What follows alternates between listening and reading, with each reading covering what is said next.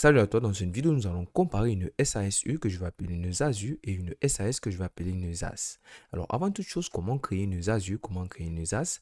Aujourd'hui, en 2024, la meilleure façon, la façon la plus simple de créer une ZASU, c'est d'utiliser une plateforme, notamment la plus connue, la plus légale, grâce à sa facilitation de création d'entreprise et ses nombreux avantages. Alors, cette plateforme-là, elle n'est autre que LegalPlace et qui aujourd'hui n'a aucun concurrent sur le marché. Création d'entreprise facile, expertise de comptable et domiciliation exemplaire et sans concurrence sur le marché et dépôt de capital. Alors pour te rendre sur la plateforme officielle de LegalPlace, attention, tout ce que tu vas faire c'est de cliquer sur le lien en description. Alors première étape, l'introduction. Alors, une SAU ou alors une société par action simplifiée unipersonnelle est une forme juridique de société qui permet à un entrepreneur d'agir en tant que personne morale. En France, une SAU est souvent choisie par des entrepreneurs souhaitant une structure adaptable et moins contraignante sur le plan de la gestion. Une SAS ou alors une société par action simplifiée est une structure adaptable alors aux plusieurs associés, offrant également une flexibilité dans sa gestion en étant la plus adaptée à des projets collaboratifs. La SAS est très populaire parmi les startups et les entreprises qui prévoient d'attirer des investisseurs et d'embaucher plusieurs salariés. Premier critère de comparaison, le statut juridique et la fiscalité. En ce qui concerne le statut juridique, généralement, du côté de la ZASU, tu as une personnalité juridique distincte avec un dirigeant qui est assimilé à un salarié. Du côté de la SAS, tu as une personnalité juridique distincte également, avec des statuts plus flexibles et qui peuvent définir le mode de direction. Voilà, donc en ce qui concerne la fiscalité, du côté de la SASU, il y a une imposition sur les sociétés, une possibilité d'opter pour l'impôt sur le revenu, dans certains cas bien entendu, et il y a également le fait que la ZASU soit soumise à une TVA. La SAS, quant à elle, a une imposition sur les sociétés également, par défaut, avec également une option de IR et si elle répond bien sûr à certains critères. Donc à ce sujet-là, il n'y a pas vraiment de différence, sauf au niveau du statut juridique, qui peut s'avérer être un peu plus avantageux du côté de la ZASU. Prochain critère de comparaison, les formalités et le coût de création. Alors, en ce qui concerne le processus de création, du côté de la ZASU, elle est bien plus complexe et nécessite une rédaction de statut et le dépôt au greffe. La SAS, quant à elle, a un processus similaire, mais nécessite souvent des statuts beaucoup plus complexes avec une décision collective pour certaines modalités. Donc voilà, donc il s'avère que créer une SASU est beaucoup plus facile que créer une SAS, même si la procédure est la même, sauf que du côté de la SAS, il y a plus de documents à modaliser et à déposer. Donc les frais associés à la création d'une SASU et d'une SAS. Du côté de la SASU, le coût de création, donc dépôt des statuts, annonces légales et autres, peuvent atteindre généralement près d'une centaine d'euros. Du côté de la SAS, les coûts sont presque similaires, mais peuvent être plus élevés en raison de la complexité des statuts et des obligations. Donc si tu recherches une entreprise, alors un moyen de créer une activité qui est légale, qui est protégée sur le plan juridique, qui coûte beaucoup moins, donc la SASU est une meilleure option qu'une SAS. Après, prochain critère, le gestion comptable et obligations. Au niveau des exigences comptables, une ZASU a l'obligation de tenir une comptabilité rigoureuse et un rapport annuel. La SAS a des exigences comptables similaires avec des rapports annuels à produire. Donc au niveau des exigences comptables, elles sont les mêmes des deux côtés.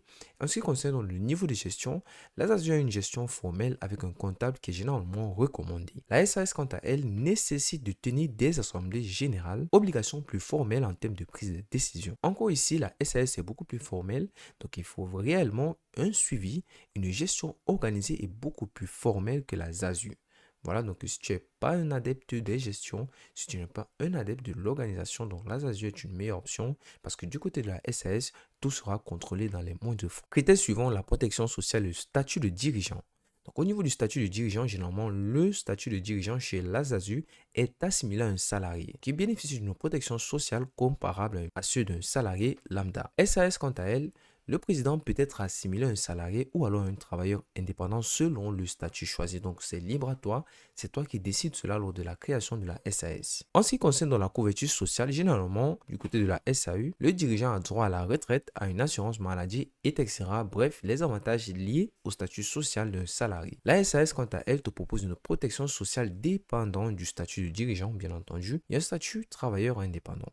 Généralement, il est moins favorable pour les travailleurs non salariés. Critère suivant, la responsabilité et la protection du patrimoine. En ce qui concerne donc la responsabilité juridique, généralement, il y a une responsabilité limitée aux apports et le patrimoine personnel est protégé. Et du côté de la SAS, la responsabilité également est limitée aux apports et elle offre également une protection similaire. Donc, responsabilité juridique, la SAU et la SAS sont sur un même piédestal.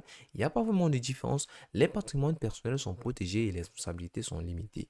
Critères suivants, le développement et la scalabilité. En ce qui concerne la transition vers une structure plus complexe, la ZASU te facilite et permet d'évoluer vers une société beaucoup plus complexe, telle que la SAS, voilà, en cas de croissance. Donc, tu peux partir d'une ZASU et tu obtiens une SAS avec le temps, avec la croissance de ton business. Du côté de la SAS, tu as une évolution d'une structure beaucoup plus complexe, facilitée avec des statuts adaptables. Donc, les deux sociétés peuvent évoluer sans contrainte. Avantage pour la croissance. La SAE généralement a un accès facile à des financements externes et une possibilité d'embaucher. La SAS est idéale pour les startups cherchant à lever des fonds et à embaucher des équipes. Donc ici, ce critère n'est pas suffisant pour les départager parce que tous les deux proposent quelque chose de très convaincant. Avant-dernier critère, avis et retour d'expérience. Au niveau de l'avis des entrepreneurs, généralement la ZASU est appréciée pour sa flexibilité et sa protection, surtout sur le plan juridique.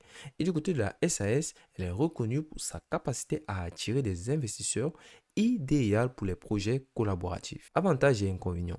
Du côté de la ZASU, généralement les avantages de flexibilité et de protection, mais peuvent sembler généralement moins adaptés pour des activités nécessitant une structure plus formelle. La SAS possède une structure sécurisée et est très collaborative, mais peut sembler plus complexe à gérer. Donc, d'un côté, tu as la flexibilité et la protection, mais généralement qui manque de formalité par rapport à l'autre. Et du côté opposé, tu as une structure sécurisée et collaborative, mais généralement qui peut sembler plus complexe à gérer. Dernier critère, la flexibilité et l'adaptabilité. Au niveau de la flexibilité, généralement chez une ZASU, il y a plus de liberté dans la gestion et dans l'organisation, donc tu as la possibilité de modifier les statuts plus facilement.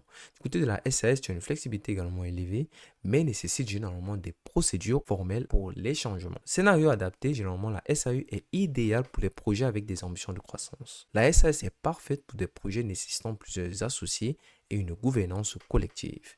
Donc pour terminer, je pense que la SAU est idéale pour des entrepreneurs cherchant une structure solide et protectrice. La SAS, quant à elle, est idéale pour les entreprises souhaitant collaborer et attirer des investissements.